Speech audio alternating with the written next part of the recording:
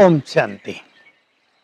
संकल्प शक्ति, महान शक्ति को लेकर पुनः हम आपके समक्ष प्रस्तुत हैं।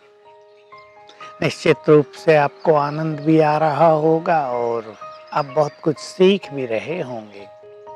हम व्यर्थ संकल्पों पर चर्चा कर रहे हैं।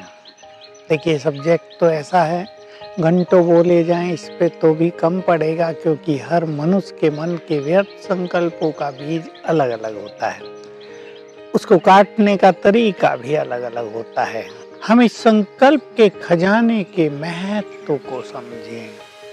जैसे हम अपनी बहुमूल्य वस्तुओं को संभाल के रखते हैं, हम ये मान लें कि अति अति अनमोल खजाना है हमारा संकल्प। एक एक संकल्प गजब का काम करता है। एक व्यक्ति आपसे दूर भी बैठा है, आप उसके लिए ये सोचने लगो ये बहुत अच्छा व्यक्ति है, उसके मन में आपके लिए प्रेम पैदा हो जाएगा। एक व्यक्ति कहीं भी है, उसके बारे में आप बुरा सोचने लगो, बड़ा गंदा व्यक्ति है, बड़ा इसने मुझे तंग किया है, पता नहीं कब मरेगा, ये तो संसार के लिए अभिश्राप है। दूर बैठे भी वो आपसे शत्रुता रखेगा। संकल्पों का ये बहुत बड़ा महत्व है, तो हम व्यर्थ से बचें। हम चर्चा कर रहे थे कि ये जो मनुष्य की वासनाएं हैं, ये सेक्स लस्ट है, ये वास्तव में अनेक व्यर्थ संकल्पों का बीज है। श्रीमद् भगवत गीता में तो ये कहा है, काम महाशत्रु है, काम क्रोध लोभ नरक के द्वार हैं। और तीसरी बहुत गुह्य बातें हैं तीसरे अध्याय में, काम ही सभी पापों का मूल है। अब इसके रहस्य को बड़े बड़े विद्वान भी नहीं जानते हैं, केवल व्याख्या कर दी है। तो ये काम वासना है जो मनुष्य को बॉडी कॉन्शियसनेस में ले जाती है, जो बॉडी से आसक्ति और अटैचमेंट पैदा कर देती है। इसके कारण व्यर्थ संकल्प बहुत चलते हैं। फिर क्या होता है, मनुष्य दूसरे को बॉडीली एटीट्यूड से ही देखता है, उसकी नजर देहों पे जाती है, ये सुंदर है, ये काला है, ये गोरा है, ये अच्छा नहीं है। बॉडी को देखने से बॉडी का अट्रैक्शन होता है, इम्प्योरिटी और बढ़ती है। यही कारण है आज रेप के केस बहुत हो रहे हैं संसार में। लोग उससे तंग हो जाते हैं और उस मनुष्य का जीवन तो नरक तुल्य हो ही जाता है। जेल में सड़ते हैं, किसी को फांसी होती है। हम पहले आत्मिक दृष्टि बनाएं, बहुत अच्छा होगा। मैं स्पिरिचुअल पुट देना चाहता हूँ हर बात को। सभी आत्माएं हैं, हर शरीरों में एक एक आत्मा बैठी है। ठीक है, आप कहेंगे आत्मा बैठी पर शरीर भी तो है ही, लेकिन हमें अपनी दृष्टि को प्योर रखना है, क्योंकि ये व्यर्थ संकल्प हमारी इनर जो सटिल एनर्जी है उसको खाते रहेंगे। क्रोध के कारण बहुत सारे व्यर्थ संकल्प मनुष्य के मन में चलते हैं। देखिए, क्रोध जब आता है तो उसके पीछे कुछ कारण होता है ना। अभी आपका बच्चा आपकी बात नहीं सुन रहा है, आपको क्रोध आ रहा, आपने उसकी मार पिटाई कर दी। अब इस पूरी घटना पर आप विचार करें। पहले आपके मन में तेज संकल्प चले थे, ये पढ़ता नहीं, मेरी बात नहीं सुनता, इसका क्या होगा, इसका भविष्य कैसा होगा, दूसरे बच्चे बहुत अच्छा पढ़ रहे हैं, ये फोन पे लगा रहता है, कितने वेस्ट थिंकिंग होगी। फिर जब आपको क्रोध आ गया, आपके मन की बुद्धि की शक्ति जल के नष्ट हो गई।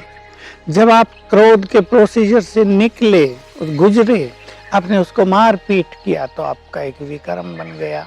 उसके बाद होगा आपको पश्चाताप, यू विल रिग्रेट। तो कंप्लीट ये जो समय होगा आपका व्यर्थ में जाएगा, आपकी मन की शक्ति बहुत नष्ट हो जाएगी। तो एक्सपेक्टेशंस क्रोध को जन्म देती हैं, और एक्सपेक्टेशंस के कारण बहुतों को व्यर्थ संकल्प बहुत चलते हैं। उनका मन बहुत ज्यादा विचलित रहता है, इसने ऐसे नहीं किया, ये ऐसा नहीं करते। हम क्या क्या चाहते हैं दूसरों से, अपनों से भी चाहते हैं, हम सरकार से भी चाहते हैं, हम अधिकारियों से भी चाहते हैं।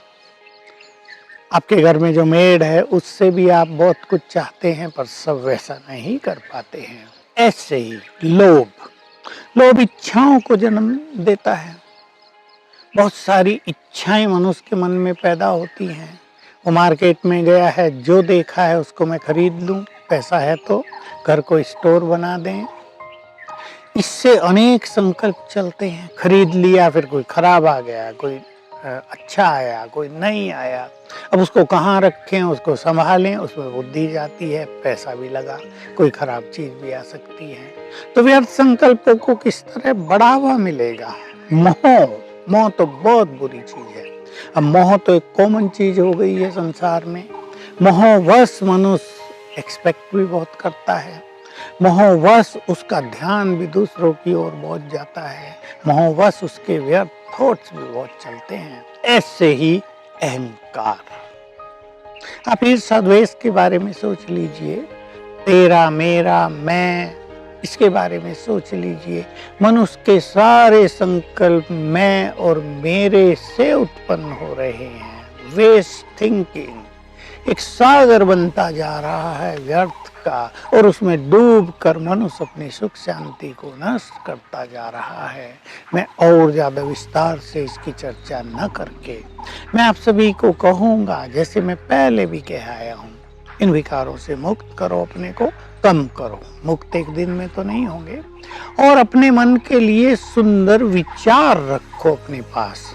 एक दिन के लिए आप एक दो विचार भी ले सकते हैं, उसको बीच बीच में याद करते रहेंगे तो हम इन व्यर्थ संकल्पों की बर्बरता को समझें। ये हमारे लिए पॉइजनस है, इसको हम जान लें। ये हमारे जीवन की खुशी को छीन लेते हैं, इसको पहचान लें। ये हमारी सफलताओं के मार्ग में बहुत बड़ा रोड़ा है, ये हम मान लें। बहुतों को पता नहीं चलता। मैं देखता हूँ बच्चे मेरे से कांटेक्ट करते हैं, चाहे किसी इंटरव्यू में सफलता की बात हो, कॉम्पिटिटिव एग्जाम में सफलता की बात हो, किसी और एग्जाम में इतने नंबर लाने हैं ये बात हो। मैं देखता हूँ जिनके पास व्यर्थ संकल्प ज़्यादा हैं, सफलता उनको बहुत कठिनाई से मिलती है, और जिनके पास शुद्ध संकल्पों का खजाना ज़्यादा है वो पहले ही अटेम्प्ट में सफल हो जाते हैं। तो क्यों न हम जीवन को सफल करने के लिए, अपने परिवार को यूनाइट करने के लिए, अपने परिवार में प्यार की गंगा बहाने के लिए स्वार्थ से मुक्त हों, हम शुद्ध संकल्पों के खजाने से भरपूर बने। इस खजाने का जो स्टॉक है उसको बढ़ाते चलें। जैसे हम ये सोचते हैं ना, भाई 1 मास का स्टॉक रख लें, लॉकडाउन हुआ है, इमरजेंसी लगी, कर्फ्यू लगा है, हम 2-3 मास का राशन अपने घर में रखें, बच्चे हैं, परिवार है, ये जरूरी होता है। लेकिन ऐसे ही हम ये भी सोचें कि भविष्य जीवन को सुखी बनाने के लिए, हमारे परिवारों में विघ्न न आए, इसके लिए हम सदा सफलता के मार्ग पर तीव्रता से अग्रसर रहें, इसके लिए हमें श्रेष्ठ संकल्पों का खजाना भी जमा रखना है। ये संकल्प हमें स्थिर बुद्धि करेंगे, ये संकल्प हमारी मनोस्थिति को अचल अडोल करेंगे, ये संकल्प हमें राह दिखाएंगे। हम ये जानकर, ये मानकर श्रेष्ठ संकल्पों के खजाने को जमा करें। जो राजयोगी हैं, जो ब्रह्मावत्स हैं, जो रोज ईश्वरीय महावाक्य सुनते हैं, उन्हें इन महावाक्यों से जो सुंदर विचार मिलते हैं उनको लिखना चाहिए, उन पे चिंतन करना चाहिए, उनको अपने अंदर मनन में लाना चाहिए। इससे आपका ये शुद्ध संकल्पों का खजाना बढ़ता जाएगा। आप बीमार भी नहीं होंगे क्योंकि बहुत खुशी रहेगी, आपका ब्रेन एनर्जेटिक रहेगा, आप व्यर्थ से भी मुक्त रहेंगे, और ये सुंदर विचार सफलता का मार्ग भी प्रशस्त करेंगे। ओम शांति।